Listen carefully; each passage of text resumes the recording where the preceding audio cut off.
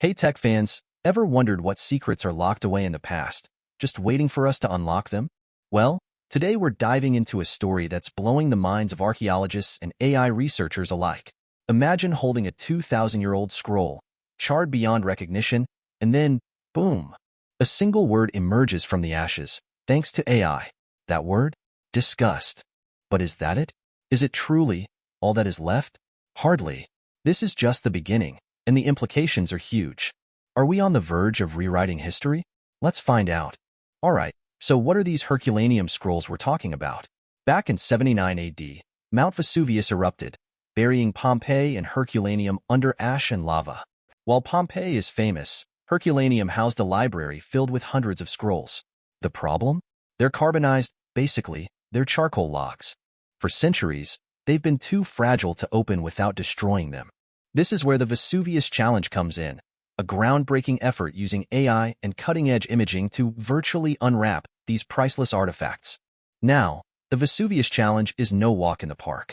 We're talking about using powerful X-ray microtomography to scan the scrolls, creating incredibly detailed 3D images.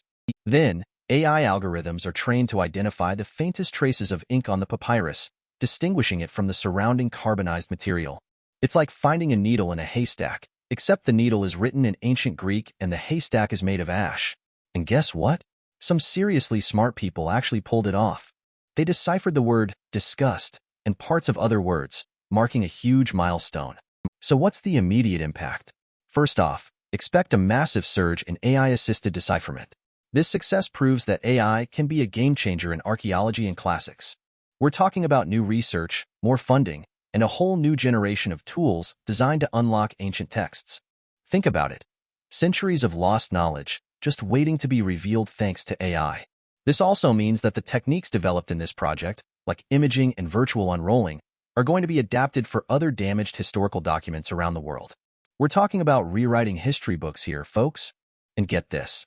The successful reading of even this small portion of the scrolls has reignited interest in the entire Herculaneum collection. We might see renewed efforts to excavate, preserve, and analyze the remaining scrolls. Imagine what other secrets are hidden down there. Plus, it could lead to a reevaluation of our understanding of ancient Roman and Greek life. What did they think about? What did they write about? What were their biggest fears? The scrolls might just hold the answers. The Vesuvius Challenge also promotes open science and data sharing. By making the data, algorithms, and findings publicly available, they're encouraging collaboration across disciplines. This means faster progress and more breakthroughs. It's a win-win for everyone involved. Think of it as a global treasure hunt, with everyone working together to find the hidden loot. This isn't just about archaeology. It's about the power of collaborative scientific discovery. Now, let's zoom out and look at the broader impact. This project is pushing the boundaries of imaging and AI technology. The need for better algorithms to distinguish ink from papyrus and to virtually flatten documents could lead to breakthroughs applicable in other fields like medical imaging, material science, and document restoration. Imagine using these same techniques to diagnose diseases earlier or to restore priceless works of art. The possibilities are endless. This success further legitimizes and promotes the field of digital humanities. We're talking about encouraging the use of technology in historical research and preservation. Expect to see more educational programs and training in digital humanities. It's no longer just dusty old books. It's about using cutting-edge technology to bring history to life. And that's something to get excited about. The publicity surrounding this discovery could also increase tourism to Herculaneum and other related sites. More tourists mean more revenue, which in turn leads to greater investment in the preservation and presentation of cultural heritage. It's a virtuous cycle. By showing the world what we're uncovering, we can inspire them to help us protect these treasures for future generations. Deciphered texts and related materials will be integrated into educational curricula, providing students with access to new insights into ancient history and culture. Interactive online resources and virtual tours could become more common. Forget boring textbooks. Imagine exploring ancient scrolls from the comfort of your own home. This is about making history accessible and engaging for everyone. But it's not just about history, it's about the future too. The expanded research and preservation efforts could create new jobs in archaeology, computer science, digital humanities, and cultural heritage management. Plus, increased tourism to Herculaneum and surrounding areas can boost local economies. It's a win-win for both the past and the present. The deciphered text could offer new perspectives on ancient Roman and Greek society, philosophy, science, and culture. This could influence contemporary thinking on a range of issues, from politics and ethics to art and literature. By understanding how people lived thousands of years ago, we can gain valuable insights into our own lives and the challenges we face today. History isn't just about the past. It's about shaping the future. The use of technology to reveal the secrets of the past can make history more accessible and engaging for the general public. This can foster a greater appreciation for cultural heritage and the importance of preserving it. It's about making history relevant and exciting for everyone, not just academics. We're all connected to the past, and this technology helps us explore that connection in a new and meaningful way. Now, let's talk about the ethical side of things. As AI becomes more powerful in interpreting historical texts, ethical questions will arise regarding bias, interpretation, and ownership of the cultural heritage being revealed. Who owns the knowledge? Who gets to interpret it? These are important questions that need to be addressed through careful consideration and guidelines. We need to ensure that this technology is used responsibly and ethically. Okay, so it's not all sunshine and roses. There are risks involved.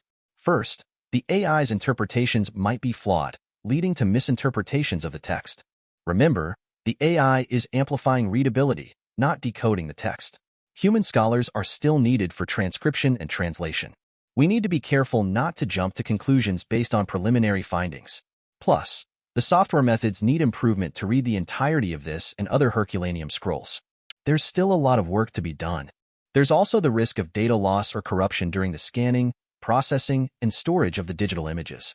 And what happens when the technology we're using today becomes obsolete? We need to ensure long-term accessibility and usability of the processed data. This requires careful planning for data storage, format migration, and software updates. We don't want to lose this knowledge again. On the commercial side, the project's long-term viability depends on securing continued funding. The Vesuvius Challenge is a competition, implying reliance on prize money and external funding, which can be uncertain. And what about intellectual property rights? Who owns the decoded text, the AI algorithms used, and the digital images? Clear agreements are needed to avoid disputes and ensure open access to the knowledge gained. We need to make sure that this knowledge benefits everyone, not just a select few. The competitive nature of the Vesuvius Challenge could also hinder collaboration and knowledge sharing among researchers. A more collaborative approach might accelerate progress. Plus, maintaining public interest and engagement is crucial for attracting funding and support. We need to keep the excitement alive. It's about making sure people understand the importance of this work and why it deserves our support. Ethically, we need to be aware of the potential for misinterpretation and misrepresentation. As we discussed earlier, the AI's interpretations might be flawed, and human scholars involved in transcription and translation may have biases that influence their interpretations. We need to acknowledge and mitigate these biases through peer review and diverse perspectives. It's about ensuring that we're interpreting the past as accurately and objectively as possible. The knowledge gained from the scrolls should be made accessible to a wide audience. Ensuring equitable access and avoiding the creation of exclusive knowledge silos is ethically important. And we need to consider the potential for misuse of information. The content of the scrolls could be used for political or ideological purposes. It's important to promote responsible interpretation and dissemination of the information. We need to be mindful of the power of knowledge and use it wisely. Finally, the scrolls are ancient artifacts with cultural significance. Researchers should approach the project with sensitivity and respect for the cultural heritage they represent. This isn't just about data. It's about understanding and appreciating the lives of people who lived thousands of years ago. We need to treat these artifacts with the respect they deserve. So, what's the big takeaway? The decoding of these scrolls has the potential to significantly impact not only the fields directly involved, but also related industries and society as a whole. We're talking about driving technological innovation, economic growth, and a deeper understanding of our shared past. It's an exciting time to be alive. Are we on the verge of rewriting history? Maybe. But one thing's for sure.